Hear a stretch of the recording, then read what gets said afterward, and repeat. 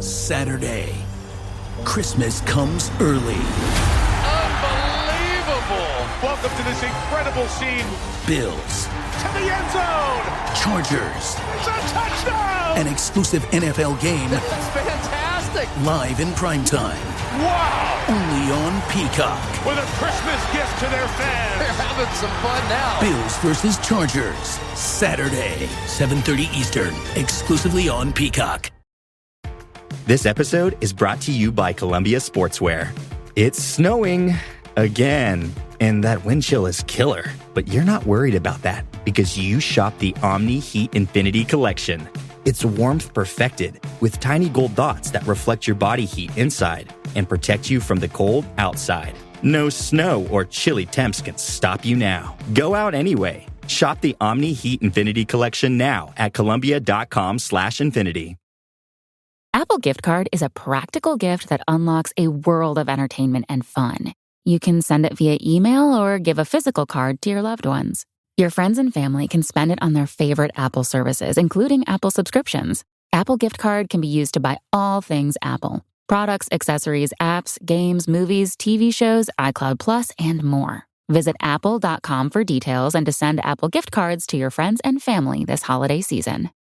The holidays are a time to feel and create joy. And what could be more joyous than the look on her face as she unwraps a stunning new jewelry piece from Blue Nile? How about getting 50% off your purchase? Blue Nile offers premium quality, priced below traditional retail. Their online experts are available 24/7 to answer any questions and make sure you've picked the perfect gift. For a limited time, you can get 50% off at BlueNile.com. That's 50% off at BlueNile.com.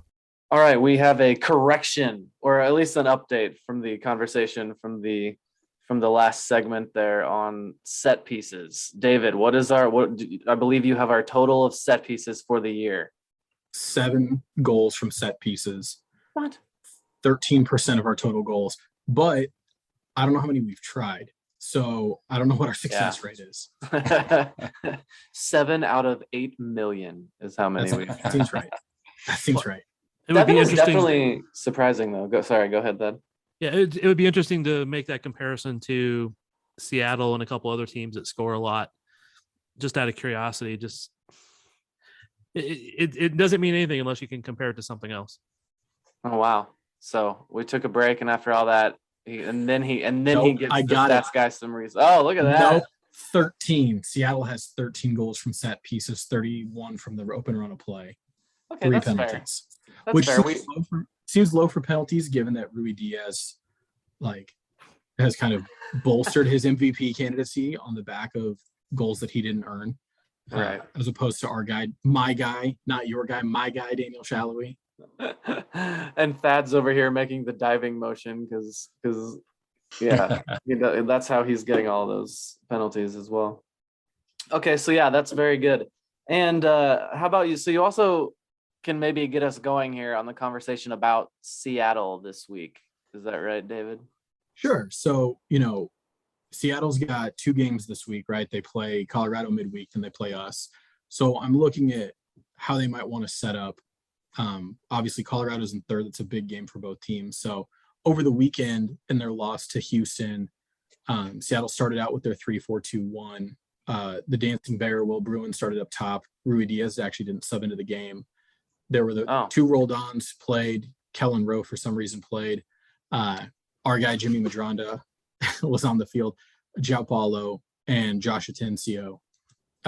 Jimmy scored, didn't he? Or did I see that wrong? I'm pretty sure he did. Yeah, I think he hit a banger again. That's all he scores is bangers. All Jimmy's goals are bangers all day. So going into the midweek, there's, I think Schmetzer will rotate the squad at least a little bit. The back line will probably stay relatively consistent.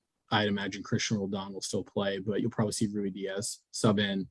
But I'll be curious to see how they manage the minutes, if they're going to go all out for those 3 points against Colorado and then rotate against us at home, or if they're going to kind of try to split the baby. The other big kind of wild card is whether or not Jordan Morris is going to be available to play. Yes, that is returning here. I have that in my notes to discuss. That the time is approaching at least. Do we have an update on that? I think they indicated that he might be available within the next couple of games, maybe as early as the game against us. Nice. And so, okay, yeah, so, you know. so yeah, I mean, I guess just to backtrack a little bit on the, the how they're gonna play out with these two very important games here in the middle of this week. They can't just ignore that. Like we said, Colorado is just a point behind us, and then they can't drop any points against Sporting KC over the weekend either. So it really will be interesting to see how they play this, and you have to think that will play a factor. Sporting KC is coming off some rest, and they've been on this game blitz here while they make up all the games in hand that they've had. And remember what we did to them in Seattle last time too. So, and when they rotated the squad pretty heavily. Yeah, the only reason I didn't mention that enthusiastically is because of the game at home recently against them, which I looked back at it, and honestly it blew my mind to see that final was only 2-1. I was at that game, and it just felt like, maybe just because it was against Seattle and I hate them so much, but it felt like we absolutely got smashed by them that game. So I rewatched it recently. It wasn't that bad. We didn't play that poorly, but so yeah, 2-1 there, but that was a good final against them in Seattle. Sorry, Thad, go ahead. I was gonna say is that game in Seattle when, if I remember correctly, there was a lot of people missing on both sides, probably from international duty. So it was not either team's full side. So that made it kind of equal, but I think they were missing more people than Sporting was. Yeah. And then I guess I'll go ahead and mention just that there seems to be a thing with Sporting KC at home. I know after coming off a road loss, that's not a good time to bring up that supposed trend, but apparently they've been better on the road this year, so I guess that could also play a role. Well, and that's another interesting thing is after long layoffs, they've not won a game this year. I think the rest were draws, honestly, but and then the other flip side, the good stat is they've bounced back from every loss and won the next game. So there's a lot of competing tension there from different stats. So one of them has to go down. So just to make sure everyone is on the same page here, after the Seattle game this weekend, there will be 4 games left. There are 5 games left in the regular season right now. 15 points are on the board. So, it is possible, especially with a head-to-head coming up between Seattle and the fact that they're playing Colorado this week. So after this week, I think, we'll have a much better idea of, the way this run up to the finish is going to look. But I think it's safe to say it'll probably look different than it is now, unless Seattle just take all 6 points from both teams. But what if we win in Seattle? Does that tell us we want Seattle at their home in the playoffs? Oh, right. Yeah. We're trying to play for home field victory here by beating them away. Yeah. But no, I mean, that would, so, if Colorado can pull something here and, well, I don't know. So wait, what do we want? We need Mike. We should have got Mike on. What's the result we're rooting for on Wednesday? Do we want to draw or do we want Colorado to win? Because if they win, they leapfrog us momentarily, right? Right. Yes, that would put them ahead of at least momentarily. And then who does Colorado have on the weekend? Do we know that one? Or do they have anyone? They do. 1 second. Seattle, while I'm looking this up, my take is I think we want Seattle to win. I think 5 points is a big gap to close. Colorado has Portland this weekend, so not easy for them either. Portland, New England, Houston, LAFC. Yeah, Colorado has a shit schedule. Yep. Seattle finishes Colorado, Kansas City, LAFC, LA Galaxy, Vancouver. And would be inclined to say we have a bit easier of a finish with Austin FC and Minnesota and RSL, but those are 2 quote unquote rivalry games, and RSL matches always seem to be kind of a toss up. And I guess the same with Minnesota as well. But we do have after Seattle, we host the Galaxy the week after that. So I don't know. I think the schedule does seem to be easier, at least than what Colorado is facing to finish the season. I think the only downside is it was out of the last 6 games, 4 were on the road. So now there's still 3 on the road of the 5 remaining. That makes it a little bit harder on that aspect. And I did go back and look at the game that Sporting won at Seattle. And quite honestly, it was a pretty good lineup for Sporting out there. They were missing players, but one of those was Polito. So not that he's doing anything anyway. Seattle also plays the Galaxy, and they play both LA teams to finish the season here. Their finish isn't as easy either. Yeah, that 3-1 game where we beat Seattle in Seattle, they were missing Ladero and Morris. Mm-hmm. Lodero's not coming back for the rest of the year, so I'm not sure, how much that really matters at this point. And Morris missed the entire season. We were missing Polito. Looking at the roster or the lineups that game, I mean, they fielded a fairly strong squad. João Paulo was there. Ruben Diaz was there. Their whole back line was intact. And on the topic of Jordan Morris, the same thing applies with their striker as well that we're talking about, Polito. He hasn't played all season. So say he's, I don't know if he's been in training or whenever he started training, but even if he does make an appearance for Colorado in the Colorado game on Wednesday, he's still going to be quite fresh and shaking off some cobwebs as he returns if he returns in the Sporting KC game. Are you talking Morris? Sorry. Yes. Yeah, well, he's probably been in training a lot more than Polito has the last month. I believe that. I don't know. Where do you stand with Jordan Morris? I have just never been afraid of Jordan Morris. I've never understood it with him. He's good. Is he? Okay. Yeah, he is. I'll take your word for it. No, he's good. I mean, he puts in goals. I think he's just slightly injury prone at this point. So, of course, is he? I was on the realm of national team. Is he national team good? Is he U.S. men's national team good? Do you want him as a Yank?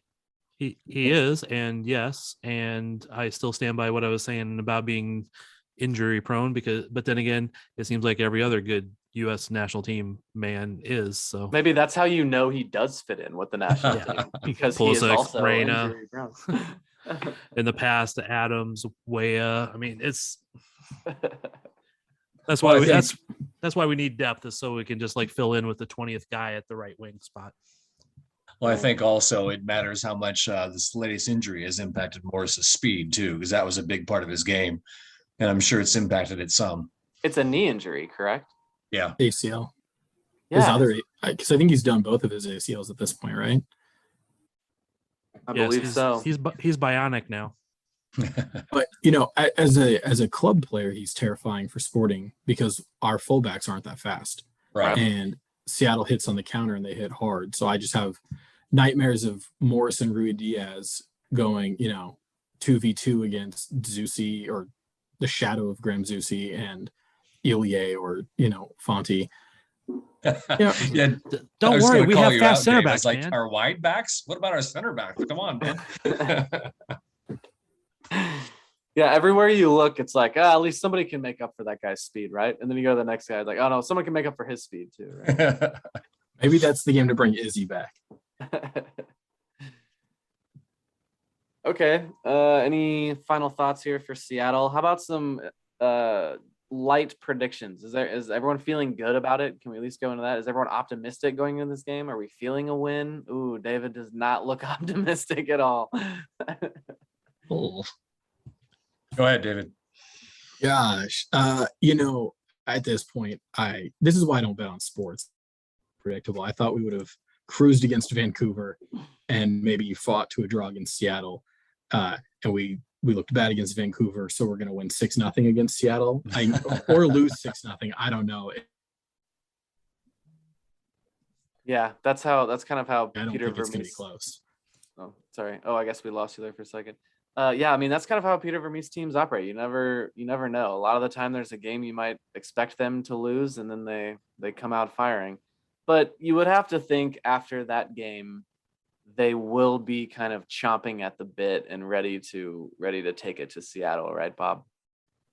Yeah, I mean, but I'm kind of in the mode right now where our defense just is not what it needs to be. And it's kind of like a Chiefs analogy. The Chiefs have to outscore other teams, and we have to seemingly have to outscore other teams. We can't rely on our defense to be consistent. So yeah, I hate that. Like I don't want to talk about the Chiefs on this podcast very like ever really. But yeah, no, when Thad said that earlier about, just that right at the very beginning, he's just like, hey, they'll make the playoffs. That is right where I'm at with the Chiefs. There's a lot of alignment with the Chiefs there. Talented offense, very questionable defense, and but hey, they're probably enough talent to make the playoffs, and then we'll see what happens once you get there.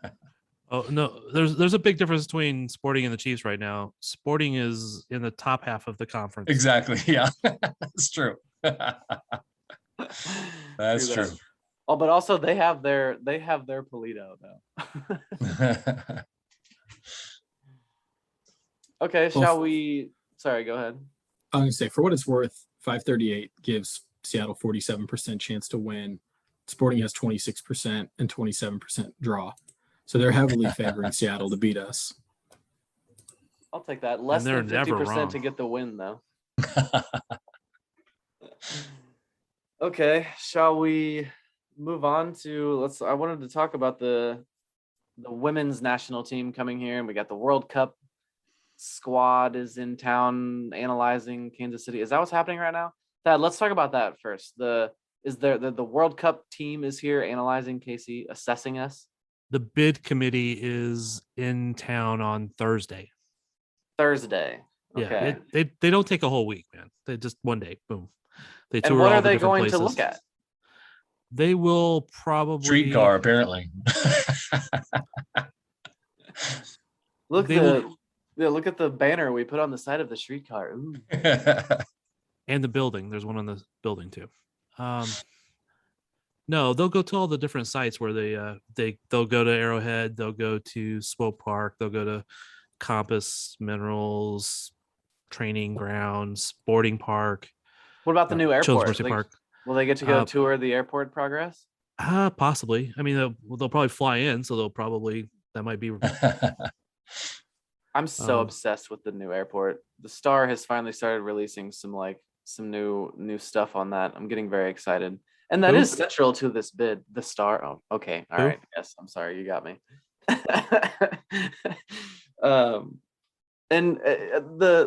The airport is central to this bid. No, I mean, like if this wasn't happening, we wouldn't even be considered. Like it wouldn't even logistically be possible almost, right? Without this new airport. No, I think it would be. I think it would be possible. It would make it harder. Right. Kansas City's really just got a couple cities that they're going against because they need to put something in the middle of the country. So I think it's Denver and Nashville. And Chicago, right? And What's Chicago. I was thinking Chicago was in no, it. Yeah. No.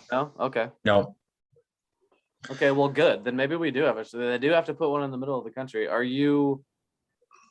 guess maybe I've not been following this conversation as much. Thad, are you're confident that it will happen? We haven't talked about this in a while. Are we going to beat out Nashville and Denver? I think so. I mean, yes, it could always go either way, and depend. FIFA and money changing hands might affect something somewhere along some line, but actually, because I think the biggest drawback for Kansas City is mass transit.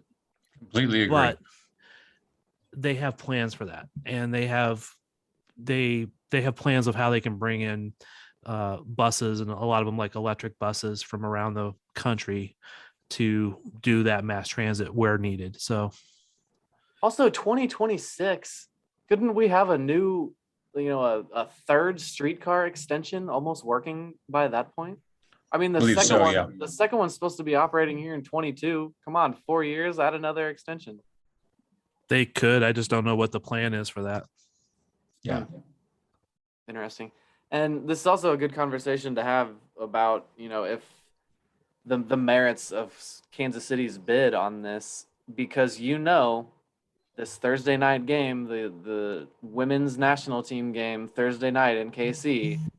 I'm not sure of whatever the time is, but this weeknight game, there's going to be empty seats in Sporting Park in Children's Mercy Park, and I'm going to have to see some tweets about why this means Kansas City shouldn't host a World Cup game because they're not even selling out these games.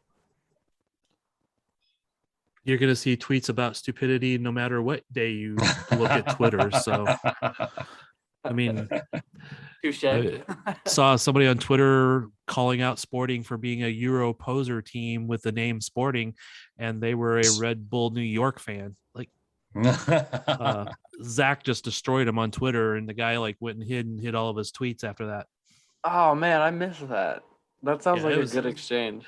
It was pretty funny because like you have a sports drink or energy drink sponsoring your team, and you have your 5 other teams around the world have Red Bull as their logo and blah blah blah, and it was just destroyed him. So he ran. Man, I mean, those the good old days of Zach Cobb just owning people from other teams on Twitter. That's like classic Sporting KC right there. Yeah, I usually don't join in that stuff, but it was pretty funny. So I think Kansas City has a decent chance of getting the World Cup, but you never know, man. I think, like I said, the biggest thing is the mass transit. All the facilities are good. I don't worry about the sellout. Yes, they want the sellout to make the big committee guy look, oh wow, but in reality, you don't need local fans to sell out national or World Cup games.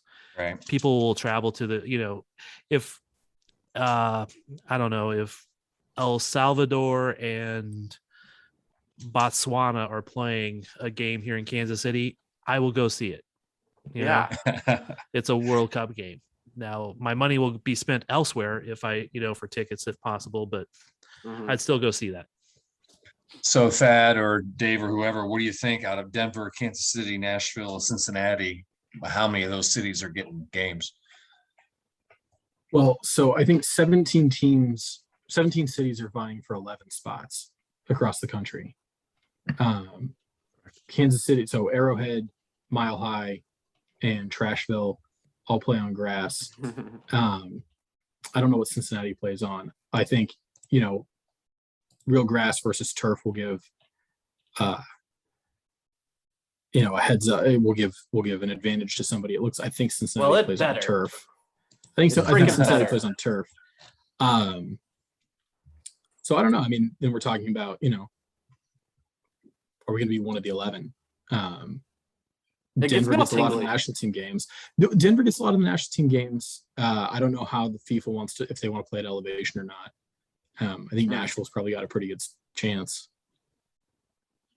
Yeah, it does. It honestly gets me all tingly to think about, like, even what Thad just said, El Salvador versus Botswana. Like, World Cup games in Kansas City. Oh my God, I would go to every single one I possibly could. I would request a credential for every single country match. Like, I would live at Arrowhead Stadium while the games were going on. Well, I want to add. Go ahead, Thad. No, go ahead. I just want to add that even if Kansas City did not host World Cup games, there's a very, very high chance that I would bet money on this, that they would be hosting national teams here because they would be easy fly out spots and the training facilities. And Sporting Park would actually be a good warm-up venue for teams to play in. So you could get like some pre-World Cup friendlies. Probably not a lot of those though, honestly. I don't think they play a ton of them, but there's a chance that they could play some of that stuff still. So I think there's a high chance that we'll have activity here, whether it's the full thing or not. That's a whole nother story. But yeah, I hope that's not the carrot they throw at us. But I think a lot of the bid has to do with how much they can convince the committee that the adaptations to Arrowhead's field to make it bigger are going to work. How they're going to do that. I think that's not too big of an issue. I mean, it's just money. It's not like it's. So I'm going to go back to, I think it was wasn't the U.S. in the running for the 2010 World Cup? I actually was asked to go with the bid committee at that time and take photographs. So I went. It's basically like, oh, the big committee guy and somebody from sporting, somebody from the Kansas City big committee get out, look at stuff. I take a picture of them standing there looking at it, turn around, look at me, take a picture, stand there. The best thing was the lunch, which was the barbecue, which that was great. You're like the guy that takes pictures of Kim Jong-un whenever he just goes places. He just looks at things. That was one of my yes, I'm gonna derail for a second. One of my favorite blogs of all time in this world was Kim Jong-il looking at things. And it's literally just because that's all he does. These leaders, they just travel the country and they just look at things. It's so good. I love it. Yeah, it was. And everywhere they went, they had like a little banner sign up there. The world is in Kansas City, or whatever the phrase was. Mm-hmm. And they'd look at the banner, they'd look at something else, they'd turn around and look at me, I'd take a picture, we'd get on a bus, go to the next place. So I mean, I have, that's where I have a little insight of what they do. So I'm assuming it'll be something similar. And there's a media event at Power and Light on Thursday. So that, again, a lot of the stuff then they were looking at places they could have like watch parties and fan fests and things like that. And Kansas City is actually really well suited for a lot of that because of parks, the park in front of the museum and across the street from the museum, Crown Center, Liberty Memorial, Union Station, Power and Light District, which wasn't there then. Yeah, was anyone at Power and Light for that last World Cup? David, were you in that crowd? That's where I was watching that first game. Power and Light is just as much as I get annoyed of, if someone were to ask me on a Friday night if I want to go out to Power and Light and go to Mosaic or something, I would be like, no, absolutely not. But there is something about watch parties there and just that insane camaraderie. And yeah, I do very much like Power and Light for World Cup matches. I was there for the women's final. It's pretty cool. Nice. So yes, U.S. women's national team versus the Republic of Korea. I'm going to go ahead and call them South Korea because it's a South Korean flag that I'm looking at. Yes, it is not North Korea. Yeah, that's weird. I know you want it to be. Another reference to North Korea. Yes, that's a good podcast when Cody gets 2 North Korea references in. So yeah, Thad, can you fill me in here? Is this a friendly? Is this a real match? Is this some she believes something rather? I don't know. Is this a real tournament? I don't know. I'm sorry. No, it is completely a meaningless friendly that is put together for U.S. soccer and the U.S. women's national team to make some money. God. And it's Carli Lloyd. Is it we're still on Carli Lloyd's goodbye tour. Oh my God. How is this woman's This is the 3rd of 4 goodbye games to Carli Lloyd. Oh my gosh. I thought the World Cup before the last one was like Carli Lloyd's goodbye. No. In fact, I'm planning on being at this one here in Kansas City, and I might go to the one in Minnesota. I got a credential approved. I might go to that one because I kind of want to be there when she's gone. I want. You really want to be there to wave her off into the sunset. I see. Thad, are all the big names on the roster? For the most part, yeah. Yeah. Let's see. Well, I can run down the roster real quick. I have it up over here. Jane Campbell and Adriana Franch. Adriana Franches plays for Kansas City NWSL, who still doesn't have a name. Defenders, Dal Camper. Man, I don't say that name very well. That's Davidson, Fox, Kruger, O'Hara, Sauerbrunn, Sonnet, Mid, Haran, Lavelle, that's all Macario, the big names. Mewis. I mean, there's some that are out hurt, like Sam Mewis isn't in here, but her sister is. Andy Sullivan, Forwards, Tobin Heath, Carli Lloyd, woohoo, Alex Morgan, I've Valerie heard Pugh, all my faves in there. You hit Rapinoe, Alex Morgan, Smith, Lynn Williams. So that's it. It's not even. Right. It's not a huge roster. When's Rapinoe leaving? Sorry. Wait, you don't like Pino? I like players who put their teams first. Okay, that's fair. That's fair. All right, any final thoughts here, gentlemen? Nice, long, healthy podcast this evening. Yes. David, you're a great addition. What do you got for us? I appreciate that. Well, I hate to end on a bad note, but we won't be watching Botswana play in Kansas City. They were eliminated back in July of 2019. by Malawi, who has subsequently been eliminated. That was my next in question. Group Good job. D of the CAF. But El Salvador still has a hope, damn it. Right. No. Wait. They could rebound for the 2026 World Cup. You're just talking about. That's Oh, true. yeah. That That's is true. You're right. So You're right. no. You're right. I am You're fact right. checking the fact checker here. No, I don't think they will qualify because they're Botswana. Okay. But they are not eliminated from the 2026 World Cup unless they have been found guilty of some form of cheating that even FIFA can't sanction. I was so excited that I was going to have an answer about whether or not Botswana could do something, and I was wrong. I love it. The enthusiasm alone, the addition of your stat support this pod has been wonderful. So Accurate, partial information. Yes. Yeah.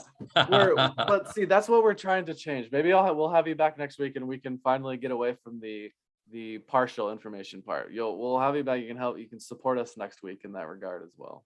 No, I'll do better. And even though you may not have been correct in that, your stats earlier complemented and made things more accurate, more informational. And even though you may have been slightly wrong on Botswana, somebody here knew, so that it was still a correct and factual pod.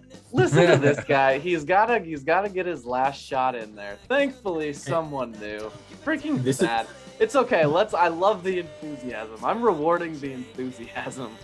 This is a pro zebra podcast. The Botswana Zebras. We're a pro zebra pod. Oh man, that's their team nickname? I love it. Watch, we'll actually get a real match between El Salvador and Botswana in the 2020. Yeah. Now, a really good fact checker would know if Botswana has ever played El Salvador in a meaningful competition or even a friendly. He's challenging him now as we're trying to wrap up the podcast. I'll leave a note on the thread for the pod. Right, there you go. No, I think we should just leave that open and see if anybody finds that information out. Don't seem so tough, and 3 own goals ain't all that rough. Our skipper has just been sent off. Supporters strong have all gone soft. My football team's got me drinking. My football team's got me drinking. My football team's got me drinking. Give me beer or whiskey, wine or gin, anything to shake this mood.